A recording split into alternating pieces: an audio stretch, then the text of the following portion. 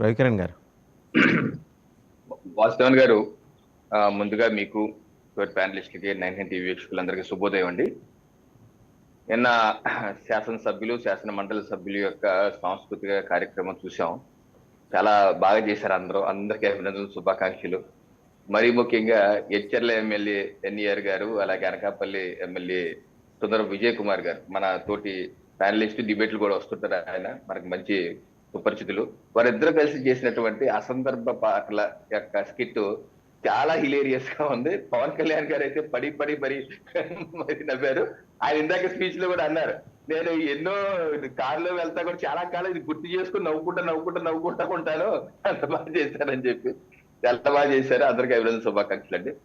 అయితే ఇప్పుడు రాష్ట్రంలో చంద్రబాబు నాయుడు గారి యొక్క నాయకత్వంలో ఉన్న ఎన్డీఏ ప్రభుత్వం, కేంద్రంలో ప్రధానమంత్రి నరేంద్ర మోడీ గారి నాయకత్వం ఎన్డీఏ ప్రభుత్వం, ఈ రెండు దేశానికి రాష్ట్రానికి అత్యంత కీలకమైనటువంటి ఒక చక్కటి కాంబినేషన్ అండి. ఈ కాంబినేషన్ కలకాలం ఉండాలని చెప్పి ప్రతి ఎన్డీఏ కూటమి కార్యకర్తలు కానీ, లేకపోతే ఓటర్లు కానీ, అభిమానులు కానీ అందరూ కోరుకుంటారు. ఎందుకంటే ఇద్దరు అభివృద్ధి ఆకాంక్షించే వ్యక్తులు, ఇద్దరు సయోధ్యగా పనిచేసుకుంటూ వెళ్తే రాష్ట్రం యొక్క దశ దిశ, దేశం యొక్క దశ దిశ మార్చే అవకాశం ఉంది. అలాగే ఏ రకంగా చూస్తున్న నరేంద్ర మోడీ గారి నాయకత్వంలో 10 సంవత్సరాల పైసలకు ఏ రకంగా భారతదేశం గతంలో ప్రపంచంలో ఆర్థిక పరిపుష్కర దేశాల్లో 11-12 స్థానంలో ఉంది. ఈ రోజు 4వ స్థానానికి రాబోతున్నాం. ఏ రకంగా మన వ్యవస్థలు బాగుపడ్డాయి, ఏ రకంగా విద్యా వ్యవస్థ, జాతీయ రహదారులు, రైల్వేలు, ఎయిర్పోర్ట్లు, పేదరికం కూడా 25 కోట్ల మంది కటిక పేదల నుంచి బయటకు వచ్చి మధ్యతరగతి రావడం జరిగింది. సో ఈ రకంగా అలాగే రాష్ట్రంలో కూడా చంద్రబాబు నాయుడు గారి నాయకత్వంలో పవన్ కళ్యాణ్ గారు ఇప్పుడు కాదండి, 1-10 సార్లు, అనేక సార్లు ఎలక్షన్లు అయిపోయిన తర్వాత కావచ్చు, ఎలక్షన్ ముందు కూడా కావచ్చు, చాలా సందర్భాలు ఆయన అనుభవజ్ఞమైన నాయకుడు. అటువంటి అనుభవజ్ఞ నాయకుడు రాష్ట్రానికి అవసరం. దీన్ని కేవలం రాజకీయాల కోసం చేసుకుంటాకే కాదు. ఇక్కడ ఒక నాయకత్వాన్ని, చంద్రబాబు గారి నాయకత్వాన్ని రాష్ట్రంలో బలపరచాలి, కేంద్రంలో నరేంద్ర మోడీ గారి నాయకత్వాన్ని బలపరచాలి.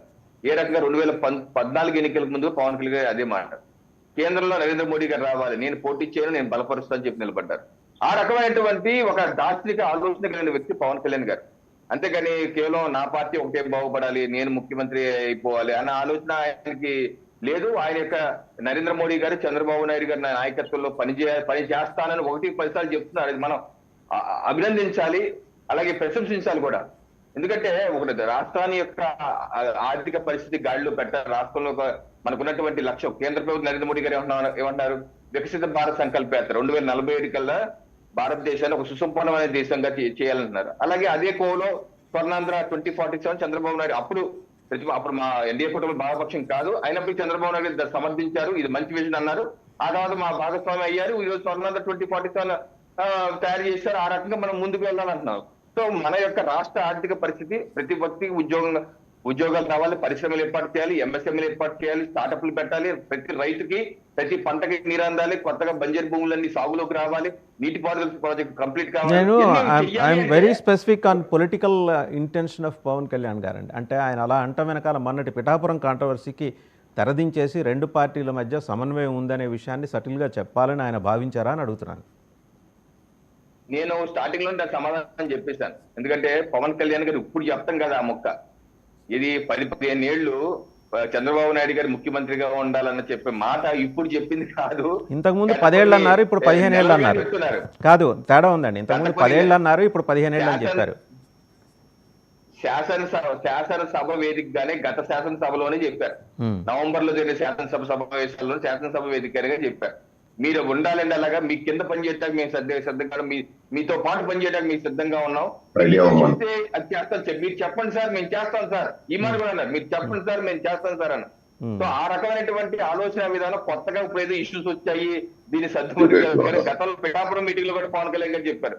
ఏం చెప్పారు, చిన్న నాయకులు డిస్టర్బెన్స్ క్రియేట్ చేసి మా కూటమిని విచ్ఛిన్నం చేసే ప్రయత్నం చేయాలనుకుంటాం, మీ యొక్క అత్యాస మాత్రమే, అటువంటిది జరగదు, మేము కలిసే ఉంటాము. చిన్న ఉండొచ్చు, ఒక కుటుంబంలో అన్నదమ్ములకి 5 ఏళ్ళు సార్, 5 ఏళ్ళు అన్ని ఒక రకంగా ఉండవు, ఒక్కొక్క సైజులో ఉంటాయి, ఒక్కొక్కటి అర్థం. కానీ దీని పవన్ ఎప్పుడు చూస్తే ఇలాగ పిడికిలు బిగిస్తే అప్పుడు ఆ పంచే వేరబ్బా అంటారు. సో ఆ పిడికిలు రావాలంటే అన్ని వివిధ ఉన్న ఏళ్ళు కలవాలి.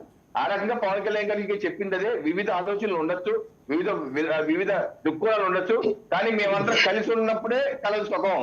కలిసి ఉంటేనే అన్ని శకునాలు కలిసి వస్తాయి రైట్ అండి. ఒకసారి వెంకట గురుమూర్తి గారి దగ్గరికి వెళ్దాం. అనేది పరోక్షంగా చెప్పారు. వెంకట గురుమూర్తి గారి దగ్గరికి వెళ్దాం. వెంకట గురుమూర్తి గారు, నిన్న స్పీకర్ గారు మాట్లాడుతూ దొంగల మాదిరి సంతకాలు పెట్టి వెళ్ళిపోతున్నారు వైసీపీ ఎమ్మెల్యేలు అని ఒక 7 పేర్లు చదివారు. స్పీకర్ స్థానం అనేది కొద్దిగా ఏంటంటే దానికి అత్యున్నత గౌరవం ఉంటుంది. ఆ స్థానం అలాంటిది. తెలుగుదేశం నాయకులుగా వారు ఏమైనా మాట్లాడచ్చు, కానీ వన్స్ ఆయన స్పీకర్గా ఉన్నప్పుడు ఆ రకంగా మాట్లాడచ్చా?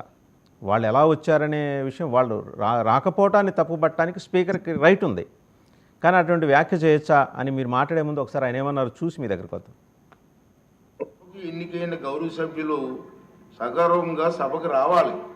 ప్రజలు ఎన్నుకున్నారు మిమ్మల్ని, సభలోకి వెళ్ళి మా సమస్య మాట్లాడమని. సభకు రావాలి. ఎవరికి కనిపించకుండా వచ్చి సభ్యులు హాజరు పట్టికలు సంతకాలు చేసి వెళ్ళిపోతున్నారు అని దొంగలలాగా వచ్చి. మీరు గౌరవ సభ్యులే, ప్రజలు ఎన్నుకున్నారు, మీరు ఎమ్మెల్యేస్. దొంగలలాగా వచ్చి సంతకాలు పెట్టవలసిన అవసరం ఇచ్చింది కర్మ. ఎమ్మెల్యేగా గౌరవప్రదమైన దీంట్లో ఉండి హాజరు పట్టికలో సంతకం చేసి సభకు ఆ మొహం చాటేయడం వారికి గౌరవాన్ని తగ్గించిందే తప్ప పెంచడానికి